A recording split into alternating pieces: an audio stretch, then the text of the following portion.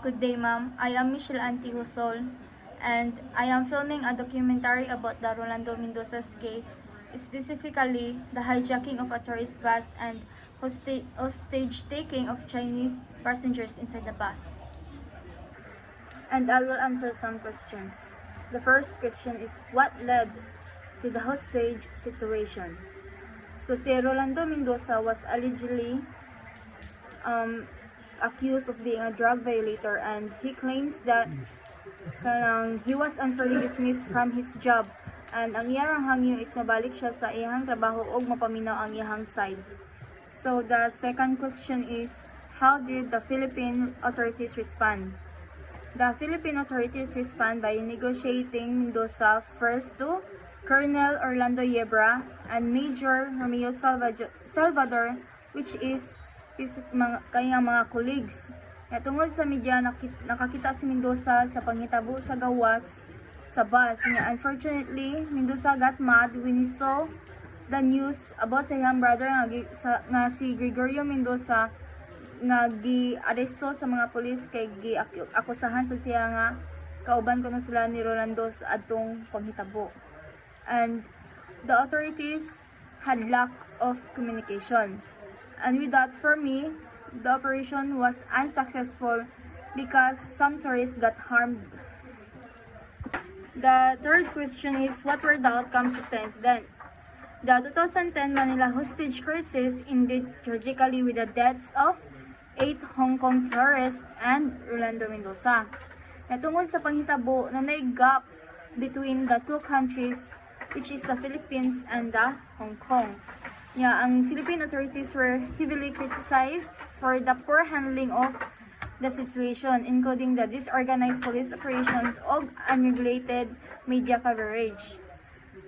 The incident resulted in changes to police training, crisis management, o media policies to prevent similar failures in the future. Fourth question is, were there any controversies surrounding the response?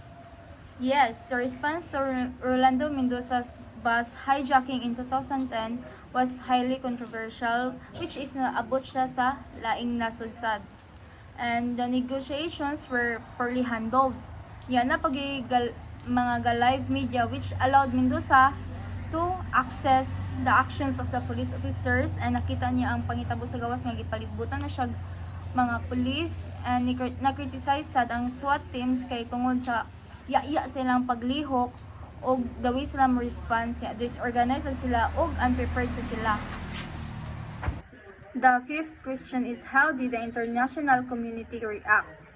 So the international community, especially Hong Kong and China, strongly criticized the Philippine government's handling of the 2010 Manila hostage crisis. Hong Kong condemned the response, issued a travel warning against the Philippines, and demanded a full investigation. Unya expressed sad sa China ang ilang concerns and called for actions to government similar tragedies. The sixth question is, what were the long-term consequences for Philippines' reputation?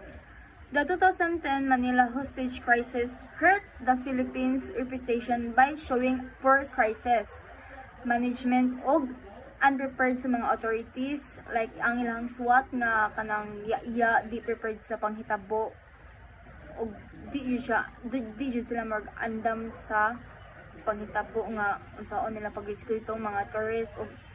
The relationships with Hong Kong and China were damaged, and tourism was affected due to safety concerns niya. The incident left a lasting impression of inefficiency, even as some reforms were made afterward. Seventh question. If you were the negotiator, what measures would you have done to prevent the killings? So if I were the negotiator, first I will think about what deal I would offer to the hostage taker. I will build rapport ni Rolando Mendoza aron ma-earn ho ang ihang trust, and I will negotiate with him slowly, asking sa mga reasons nga nganong iya tong gibuhat and consider the reasons. I will listen to him carefully and think about what kinds of things I can negotiate with him.